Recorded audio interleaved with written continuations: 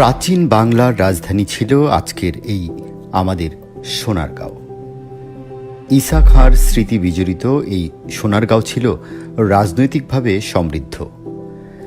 পাকিস্তান আমল থেকেই জাতির জনক বঙ্গবন্ধু শেখ মুজিবুর রহমানের ঘনিষ্ঠ সহচর ছিলেন সোনারগাঁয়ের কৃতি সন্তান বীর মুক্তিযোদ্ধা অ্যাডভোকেট সাজেদ আলী মিয়া। 1970 সালের ঐতিহাসিক নির্বাচনে কুখ্যাত রাজাকার ASM সুলাইমানকে বিপুল ভোটের ব্যবধানে পরাজিত করে প্রাদেশিক সরকারের সদস্য নির্বাচিত হন। 1966 সাল থেকে 1973 সাল পর্যন্ত তিনি বাংলাদেশ আওয়ামী লীগ সোনারগাঁ থানার সভাপতির দায়িত্ব পালন করেন এবং সাধারণ সম্পাদকের দায়িত্ব পালন করেন সোনারগাঁওয়ের আরেক কৃতি সন্তান বীর মুক্তিযোদ্ধা মরহুম সিরাজউদ্দিন আহমেদ। বীর মুক্তিযোদ্ধা আলহাজ মোবারক হোসেন 1973 সাল থেকে সোনারগাঁ থানা আওয়ামী লীগের রাজনীতির হাল ধরেন এবং সোনারগাঁও উপজেলা আওয়ামী লীগের সভাপতি নির্বাচিত হন। তিনি 1973 ও 1986 সালে সোনারগাঁও থেকে নৌকা প্রতীক নিয়ে নির্বাচন করে সংসদ সদস্য নির্বাচিত হন। 1973 সাল থেকে 1996 সাল পর্যন্ত থানা আওয়ামী লীগের দায়িত্ব পালনকালে তার সাথে প্রথম সাধারণ সম্পাদক নির্বাচিত হন বীর মুক্তিযোদ্ধা মরহুম সিরাজুল ইসলাম মাস্টার এবং বীর মুক্তিযোদ্ধা সৈয়দ মুজিবুর রহমান। 1996 সালে আওয়ামী লীগ সোনারগাঁও উপজেলা সম্মেলনের মাধ্যমে সোনারগাঁও উপজেলা আওয়ামী লীগের সভাপতি নির্বাচিত হন বীর মুক্তিযোদ্ধা মরহুম আবুল হাসনাত। বিভিন্ন আন্দোলন সংগ্রামে তিনি ছিলেন সাহসিকতার প্রতীক। অসহায় হতদরিদ্র মানুষের সহায়তায় তিনি ছিলেন একজন মানবতার ফেরিওয়ালা। 1996 সালে মরহুম আবুল হাসনাত সাহেবের সাথে সাধারণ সম্পাদক নির্বাচিত হন বীর মুক্তিযোদ্ধা মরহুম আব্দুল হাই ভূঁইয়া। তিনি দলকে সংগঠিত করেন এবং 2008 সালের নির্বাচনে ও আন্দোলনে ব্যাপক ভূমিকা রাখেন।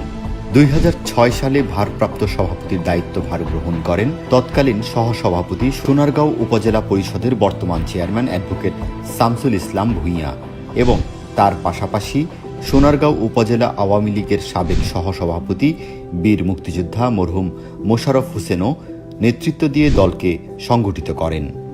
তিনি মোগরাপাড়া ইউনিয়ন পরিষদের 5 বার চেয়ারম্যান হিসাবে নির্বাচিত হন এবং 2 বার সোনারগাঁও উপজেলা পরিষদের চেয়ারম্যান নির্বাচিত হন।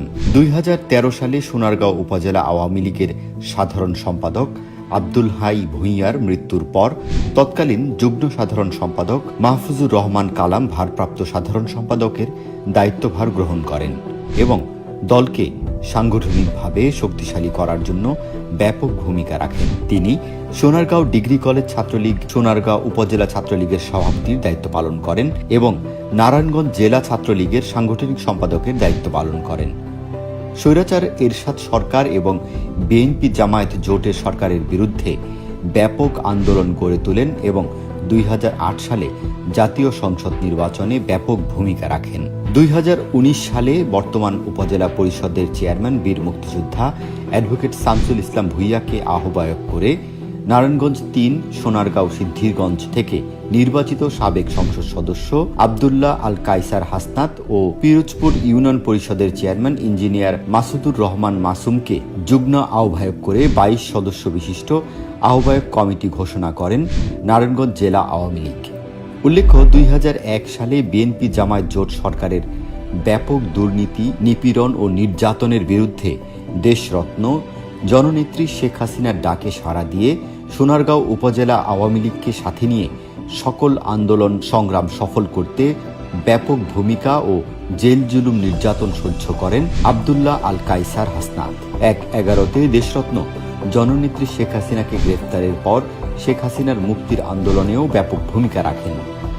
2008 সালে বাংলাদেশ আওয়ামী লীগ থেকে আব্দুল্লাহ আল কায়সার হাসনাতকে নৌকা প্রতীকে মনোনয়ন দিলে 1986 সালের পর দীর্ঘ 23 বছর পর জোট সরকারের সাবেক প্রতিমন্ত্রী রেজাউল করিমকে নারায়ণগঞ্জ 3 সোনারগাঁও সিদ্ধিরগঞ্জ আসন থেকে প্রায় 85,000 ভোটের ব্যবধানে পরাজিত করে সংসদ সদস্য নির্বাচিত হন আব্দুল্লাহ আল কায়সার হাসনাত।